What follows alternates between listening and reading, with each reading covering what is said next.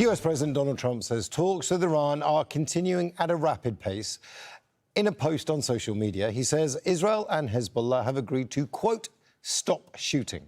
After speaking with Prime Minister Benjamin Netanyahu, Trump wrote this: I had a very productive call with Prime Minister Bibi Netanyahu of Israel, and there will be no troops going to Beirut, and any troops that are on their way have already been turned back.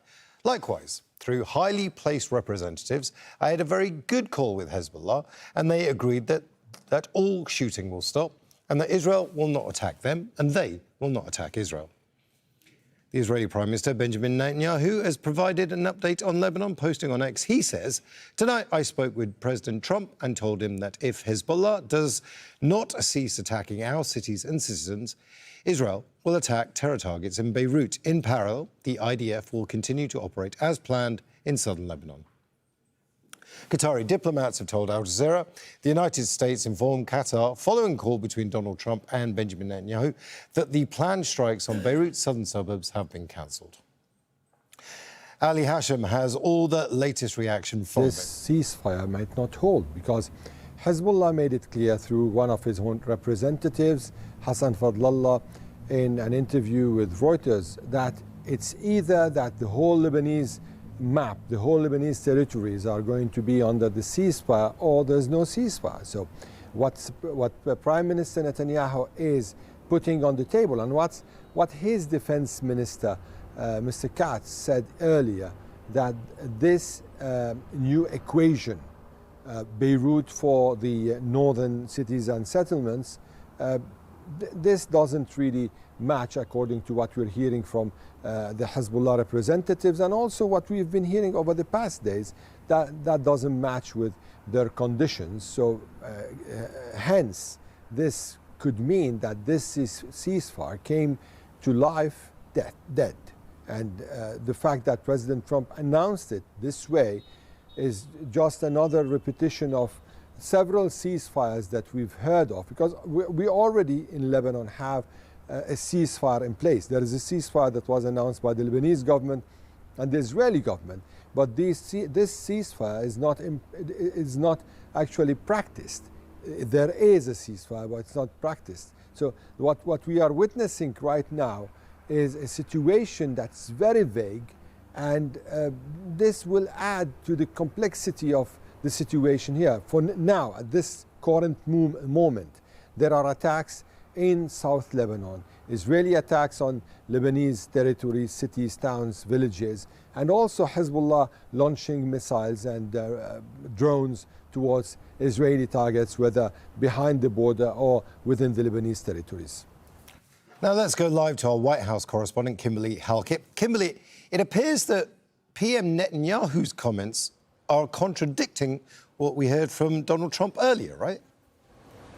That's absolutely right. What it appears is that there's not only public tension that's on display, but also distance between what the two men say their call was about and what has been agreed to. On the one hand, we hear from the U.S. president that he spoke to the Israeli prime minister, and what was agreed is that there would be no Israeli push into Beirut. Now, he also said that all the shooting will stop, but it's clear that what we're hearing from the Israeli prime minister is more conditional. In other words, that the Israeli military reserves the right to go into Beirut, to continue to strike if it deems that Hezbollah has committed what it sees as ceasefire violations. Now, Donald Trump has attempted to portray through his telephone calls with not only the Israeli prime minister, but also remarkably with the intermediaries and indirectly to Hezbollah.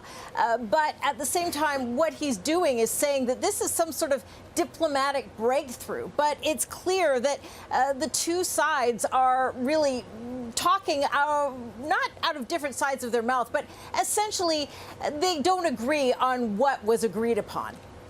Now, Kimberly, it once again falls to you to figure out what Donald Trump actually means when he posts on Truth Social. Just 2 days ago, he was saying, you know, I just want the best deal possible. I'm not in a hurry for it. But now he seems to be saying there's a rapid pace to the Iranian talks and a deal may come soon. So what is it? Well, you're right. It is difficult because it seems that things are changing by the hour.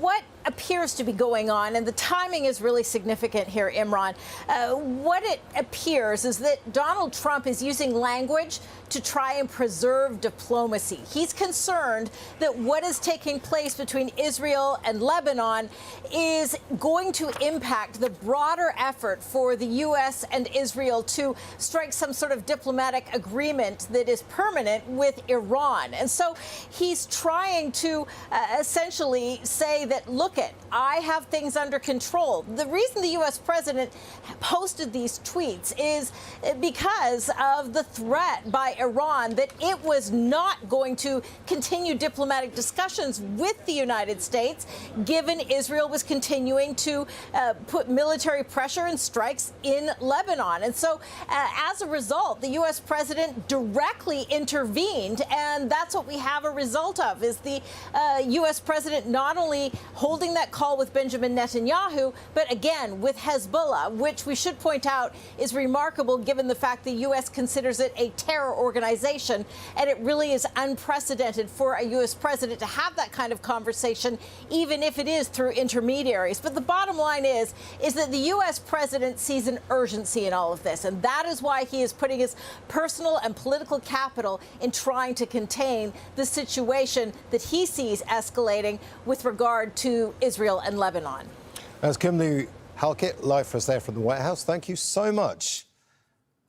Now, I'm going to follow up on Kimberly's answer there with General Mark Kimmett, former U.S. Assistant Secretary of State for Political and Military Affairs. He was also the policy lead at the U.S. Department of Defense for Lebanon.